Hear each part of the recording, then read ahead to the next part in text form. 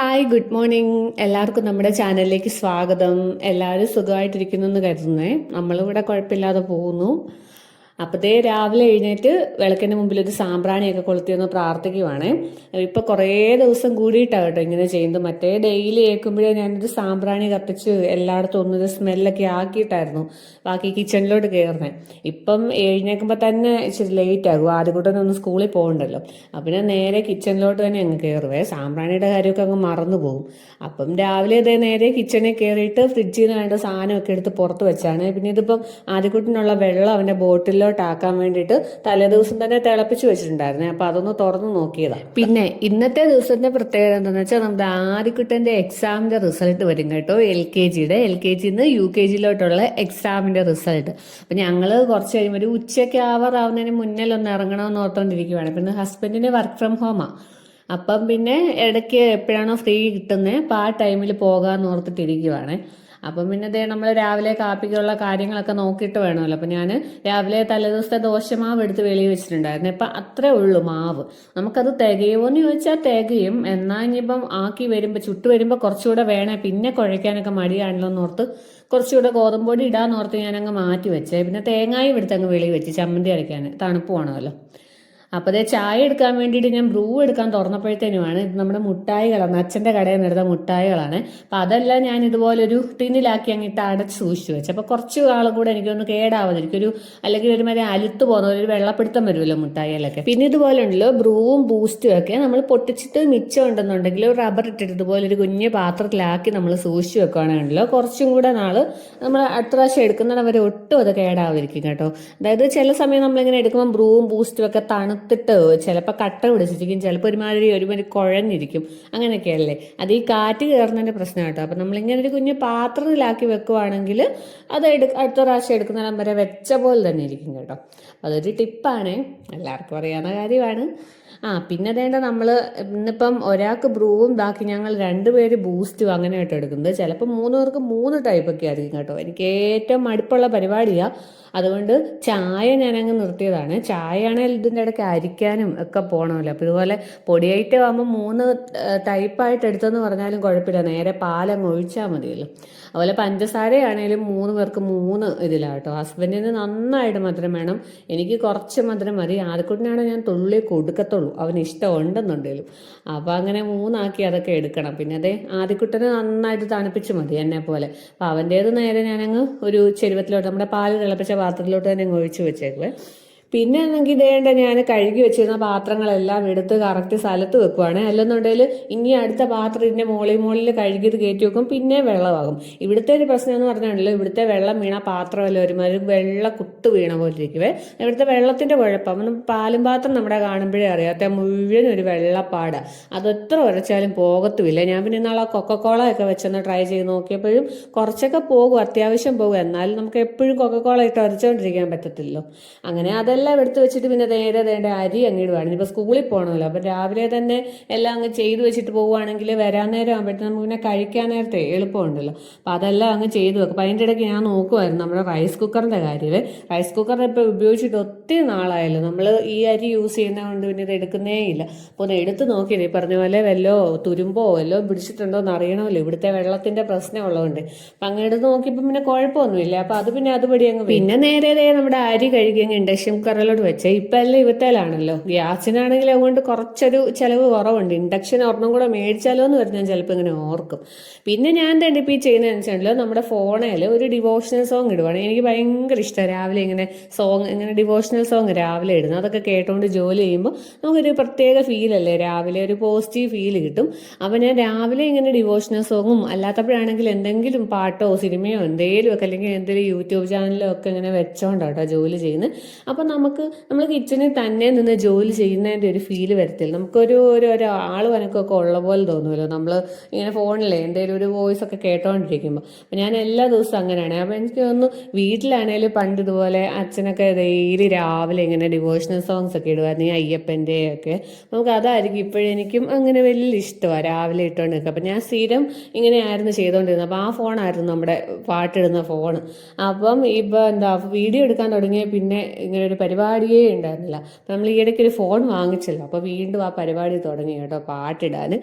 അങ്ങനെ എന്തായാലും അതൊക്കെ കഴിഞ്ഞ് ഞാൻ തേങ്ങ ചിരണ്ടി കേട്ടോ. തേങ്ങ ചിരണ്ടിൻ്റെ ഇടയ്ക്ക് എൻ്റെ കൈ ഒന്ന് ചെറുതായിട്ട് മുറിഞ്ഞിട്ടുണ്ട് രാവിലെ തന്നെ. അതെനിക്ക് സ്ഥിരം പരിപാടി കേട്ടോ. എന്നാൽ ഞാൻ കല്യാണത്തിന് മുന്നേ തൊട്ടേ വീട്ടിൽ നിന്ന് ചെയ്തൊരു ജോലി തേങ്ങ ചിരണ്ടൽ. അന്ന് തൊട്ട് ഇന്ന് വരെ ഒരു മാറ്റമില്ല. എൻ്റെ കൈ എപ്പോൾ ചിരണ്ടിയാലും ഒന്ന് മുറിയും. അപ്പം ഞാനിപ്പം നമ്മുടെ ജാറിൽ മിക്സിയിലിട്ടായിരുന്നല്ലോ ചെയ്തുകൊണ്ടിരുന്നത്. പിന്നെ എനിക്കിപ്പോൾ പക്ഷേ അതിനെന്തോ ഒരു മടുപ്പ്. ജാറിൽ കൊത്തി അരിഞ്ഞിടുന്നതിനെക്കാട്ടിലും ആ നേരത്തെ അങ്ങ് ചിരണ്ടാന്ന് ഓർത്ത് ഞാനിപ്പോൾ തേങ്ങ അങ്ങ് ചിരണ്ടുവേ. അങ്ങനെ തേങ്ങ ചമ്മന്തിക്കും പിന്നെ ഇന്നൊരു മുട്ടക്കറി, വറുത്തരച്ചൊരു മുട്ടക്കറി വെക്കണം. അപ്പം അതിനൊക്കെ കൂടെ വേണ്ടി ചിരണ്ടി അങ്ങ് എടുത്തതാണ്. അപ്പോൾ ഈ വറുത്തരച്ച മുട്ടക്കറി ഇതിന് മുന്നേ ഞാനൊരു വീഡിയോയിൽ പറഞ്ഞിട്ടുണ്ട് ഇതുപോലെ വെക്കുന്ന കാര്യം. അപ്പോൾ എൻ്റെ ഒരു കസിനായിട്ടുള്ള എൻ്റെ ഒരു സബ്സ്ക്രൈബർ എന്നോട് ചോദിച്ചിട്ടുണ്ടായിരുന്നു ഇതെങ്ങനെയാണ് വെക്കുന്നതെന്ന്, ഇതിൻ്റെ റെസിപ്പി ഒന്ന് പറയണമെന്ന്. പിന്നെ എൻ്റെ റെസിപ്പി വേറൊരു വീഡിയോ ആയിട്ട് ഒരു ഷോർട്സ് ആയിട്ട് ഇടാവേ. അതാകുമ്പോൾ പെട്ടെന്ന് നിങ്ങൾക്ക് കാണുമ്പോഴും മനസ്സിലാവുകയും ചെയ്യും. ചെറുതായിട്ട് പെട്ടെന്ന് കാണാമല്ലോ ഷോർട്സ് ആകുമ്പോഴേ. അപ്പം അങ്ങനെ ഓർത്തിട്ടിരിക്കും. അതുകൊണ്ട് ഞാൻ ഇതിനകത്ത് അതിനെപ്പറ്റി ഒന്നും പറയുന്നില്ല കേട്ടോ. അങ്ങനത്തെ തേങ്ങ ചിരണ്ടി എടുത്ത് കഴിഞ്ഞപ്പോഴോർത്തെ കുറച്ച് തേങ്ങ ഫ്രിഡ്ജിൽ ഇതുപോലെ വേറെ നേരത്തെ ചിരണ്ടിയത് വെച്ചിട്ടുണ്ടായിരുന്നത്. അപ്പം അത് പോയി എടുത്ത് നമ്മൾ ചമ്മന്തി അരയ്ക്കുന്നതിൻ്റെ കൂടെ അങ്ങ് ഇട്ടു.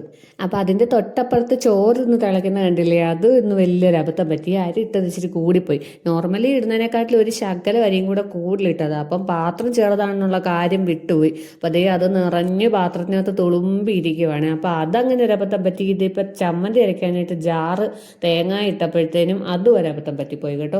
ചെറിയ ജാറിനകത്തായിപ്പോയി ഇട്ടത്, ഞാൻ ഓർത്തില്ല. നമുക്ക് കുറച്ചുകൂടെ വേണം. അങ്ങനെ അതും മാറി. ഇന്ന് മൊത്തത്തിൽ അബദ്ധമാണ്. കയ്യും മുറിഞ്ഞു, പറ്റുന്നതല്ല ഇന്നൊരു അബദ്ധമായിട്ടിരിക്കുക. അങ്ങനെ എന്തായാലും ജാറ് മാറ്റി വെള്ളയിനകത്തോട്ടാക്കി. അപ്പോൾ ഈ തേങ്ങ ഞാനിങ്ങനെ ചേർന്നുമ്പോണ്ടല്ലോ അതിൻ്റെ ആ ചിരട്ടയിലുള്ള ചേർന്നിരിക്കുന്ന ഭാഗം കൂടെ നന്നായിട്ട് ചിരണ്ടി എടുക്കുക. അത് എന്തിനൊക്കെയോ മരുന്നാന്നൊക്കെ വീഡിയോയിലൊക്കെ ഇതുപോലെ കേട്ടിട്ടുണ്ട്. അപ്പോൾ അതുകൂടെ കൂട്ടി അങ്ങ് ചിരണ്ടി എടുക്കും. പിന്നെ നേരെ തന്നെ ചമ്മന്തി അരയ്ക്കാൻ വേണ്ടി ചമ്മന്തി ആസ് യൂഷ്വൽ എപ്പോഴും ചെയ്യുന്ന പോലെ തന്നെ ഇച്ചിരി പൊട്ടുകടല, അതുപോലെ തന്നെ മുളക് പൊടി, ഉപ്പ്, ഇത്ര സാധനം ഇടുന്നുള്ള. ഞാൻ ഉള്ളി ഒന്നും അതിനകത്ത് ഇടത്തില്ല. ചിലർ ഉള്ളിയും കൂടി ഇട്ടല്ലേ ഇങ്ങനെ അരയ്ക്കുന്നത്. അപ്പം നേരെ അത് നന്നായിട്ട് അരച്ചെടുത്ത് അപ്പോഴത്തേക്കും നമ്മുടെ ചോറ് വെന്ത് കിടപ്പുണ്ട്. വെന്തോന്ന് ചോദിച്ചാൽ ഇത് വെള്ളം മണ്ട വരെ ഇല്ലാത്തതുകൊണ്ടാണെന്ന് തോന്നുന്നു. മുകളിലത്തെ ചോറൊക്കെ ഒരുമാതിരി അരി പോലെ തന്നെ ഇരിപ്പുണ്ട്. എന്നാലും ഇനിയിപ്പോൾ കൂടുതൽ നിൽക്കുന്നില്ല, കാരണം ഒത്തിരി നേരമായി ഇൻഡക്ഷൻ കുക്കർ ഓൺ ആക്കി വെച്ചിട്ട്. അപ്പം പിന്നെ കൈയോടെ ഇനി വെന്തത് മതി എന്നുള്ള ഇതിൽ ഞാൻ അങ്ങ് ഊറ്റി. ഈ ചോറ് ഇരിക്കും തോറും നമ്മുടെ ബിരിയാണിയുടെ കാര്യം പറഞ്ഞ പോലെ വെന്തോണ്ടിരിക്കും കേട്ടോ. അതിനകത്ത് ചൂട് പറ്റിയല്ലേ ഇരിക്കുന്നത് മൊത്തത്തിൽ. അപ്പോഴത്തേനും അത് ആ ഒരു ചൂടിൽ പിന്നെ ഇരുന്ന് വേഗുവേ. അപ്പം അത് കുറച്ച് നേരം തുറന്നും കൂടെ വെച്ചിട്ടുണ്ട് കുറച്ചങ്ങനെ. എന്നിട്ട് തീരെ ഇനി വെന്തളിഞ്ഞു പോയി പിന്നെ അത് കട്ട കെട്ടിപ്പോയി ചോറ്. പിന്നെ കുറച്ചതങ്ങ് തുറന്ന് വെച്ചിട്ട് പിന്നെ നേരെ ചമ്മന്തിക്കുള്ള പരിപാടി. ചമ്മന്തി അങ്ങ് കടുക് വറക്കാമെന്ന് ഓർത്തെ. ഉള്ളിയൊന്നും ഇടുന്നില്ല, ഉള്ളി പൊളിക്കുള്ള മടി കൊണ്ടാണ്. കറിവേപ്പിലയും മറന്നു പോയായിരുന്നു. പിന്നെ ഞാൻ ഫ്രിഡ്ജിൽ ഇഷ്ടംപോലെ കറിവേപ്പില ഇരിപ്പുണ്ട്, നാട്ടിൽ നിന്ന് വന്നപ്പോൾ കൊണ്ടുവന്നത്. അപ്പോൾ പിന്നെ അതത് കഴിഞ്ഞ് അതിനകത്ത് കൊണ്ടുവന്ന് ഇട്ടത്. പിന്നെ എന്താണ്, ഇന്ന് ഞാനൊരു ഹെയർ ബാൻഡ് ഒക്കെ വെച്ചിട്ടുണ്ട് കേട്ടോ. എന്താണെന്ന് വെച്ചാൽ ഭയങ്കര ചൂടല്ലേ. അപ്പോൾ എനിക്കാണെങ്കിൽ ഇങ്ങനെ കുഞ്ഞു കുഞ്ഞു ബേബി ഹെയർസൊക്കെ അത് നേരത്തെ തൊട്ടുള്ളതാണ്. വളരുന്നുമില്ല, പോകുന്നില്ല, അങ്ങനെ തന്നെ നിൽക്കും.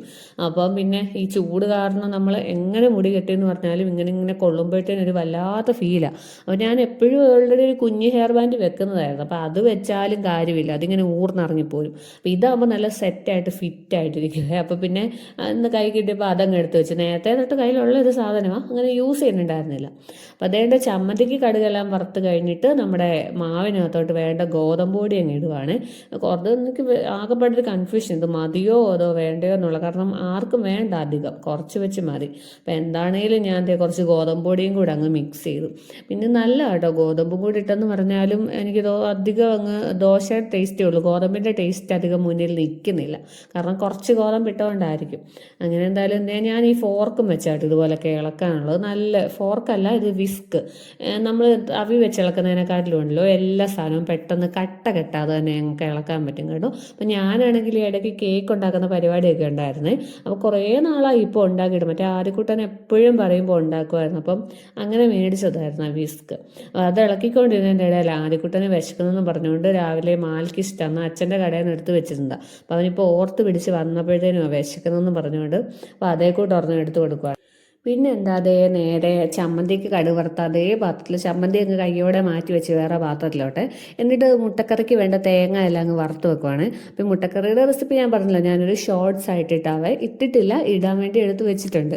അപ്പോൾ അതേണ്ട അതിനകത്തോട്ട് ഒരു ശകലം കറുവാപ്പട്ടയുടെ ഒക്കെ വേണം. അപ്പോഴാണ് ഞാൻ ഓർത്തത് ഇതുപോലെ അച്ഛൻ്റെ കടയിൽ നിന്ന് ഞാൻ കുറച്ച് കറുവാപ്പട്ടയും അതുപോലെ സ്റ്റാർ ലീവ്സോ അങ്ങനെ ഒരു സ്റ്റാർ പോലത്തെ ഒരു സാധനം ഉണ്ടല്ലോ, അതും കുറച്ച് ഗ്രാമ്പും എല്ലാം കൂടെ ഇട്ടിട്ടുണ്ടായിരുന്നു. അപ്പം അതിതുപോലൊരു പാത്രത്തിൽ ഞാൻ വേറൊരു പാത്രത്തിൽ ഇട്ടപ്പോഴത്തേനും തികയത്തില്ല. പിന്നെ ഇതുപോലെ ഐസ്ക്രീമിൻ്റെ പാത്രത്തിനകത്താകുമ്പം എയർ ടൈറ്റ് ആയിട്ടുള്ള പാത്രമാണല്ലോ, അപ്പം അതിനകത്തിട്ടങ്ങ് വെച്ചതാണ്. അതിൻ്റെ മണം പോയി കഴിഞ്ഞാൽ പിന്നെ കൊള്ളത്തില്ല. അപ്പം നേരെ അതങ്ങ് ഇട്ട് വെച്ചിട്ട് പിന്നെ വേണ്ട നമ്മുടെ കറിക്ക് വേണ്ട എല്ലാം അങ്ങ് വറുത്ത് മാറ്റിയിട്ട് ആ അടുപ്പിലോട്ട് തന്നെ ഗ്യാസിലോട്ട് നമ്മുടെ ദോശ ഉണ്ടാക്കാനുള്ള പാൻ വെക്കുവാണ്.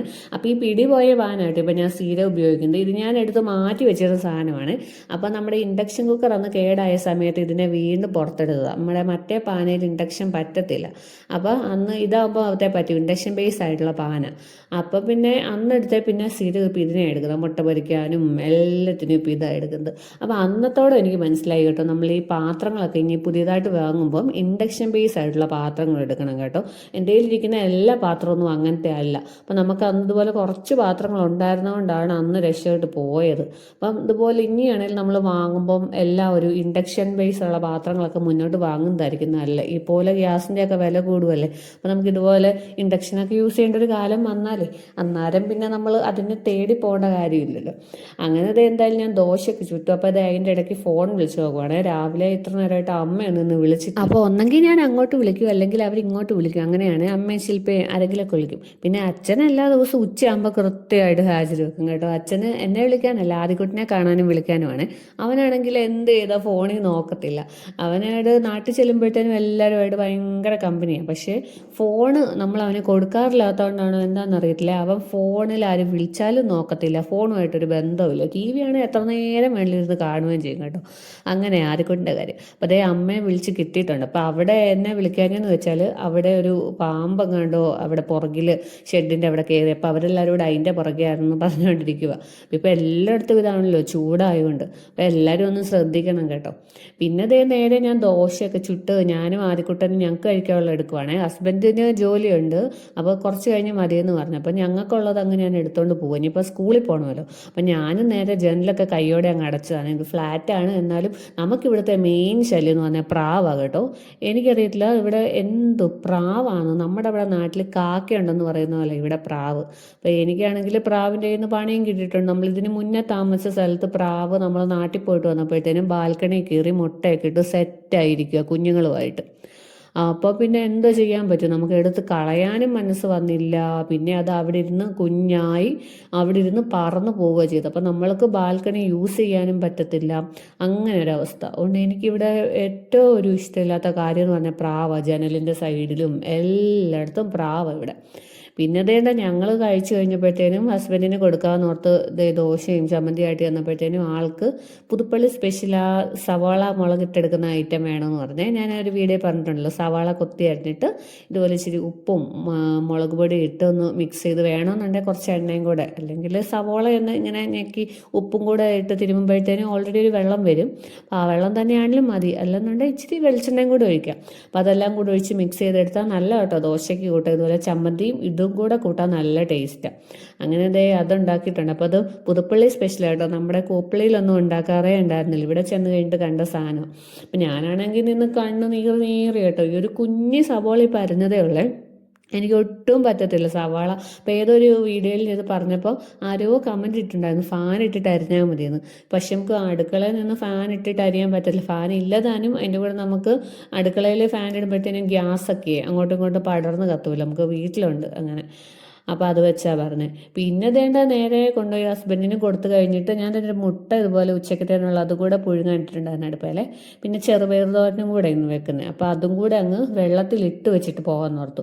അതാകുമ്പോഴത്തേനും വരുമ്പോഴത്തേനും കുതിർന്നിരുന്നോളുമല്ലോ. അപ്പോൾ ചെറുപയർ ഇവിടെ നന്നായിട്ട് ചിലവാകുന്ന ഒരു സാധനം കേട്ടോ. ഞങ്ങൾക്ക് ഇഷ്ടപ്പെട്ട ഒരു സാധനമാണ്. വേറെ ഒരു സാധനവും പച്ചക്കറിയൊക്കെ ആണെങ്കിൽ ഇവിടെ ആർക്കും വലിയ താല്പര്യമൊന്നുമില്ല. പക്ഷേ ഈ ചെറുപയർ എല്ലാവർക്കും ഇഷ്ടമായിട്ടോ ഒരുപോലെ. ആദ്യക്ക് വലിയ താല്പര്യമില്ല, എനിക്ക് പുഴുങ്ങി കഴിക്കാനും ഹസ്ബൻഡിന് ഇതുപോലെ അതുപോലെ തോരനാക്കി കഴിക്കാനും ഭയങ്കര ഇഷ്ടം. അപ്പോൾ നമ്മൾ സൂപ്പർ മാർക്കറ്റിലൊക്കെ പോകുമ്പോൾ ഏറ്റവും കൂടുതൽ മേടിക്കുന്ന ഒരു സാധനം ഇതാണ്. അപ്പോൾ നമുക്കിനി സാധനം എല്ലാം തീരാറായിട്ടുണ്ട്. അപ്പോൾ അതൊക്കെ വാങ്ങാൻ പോകണം.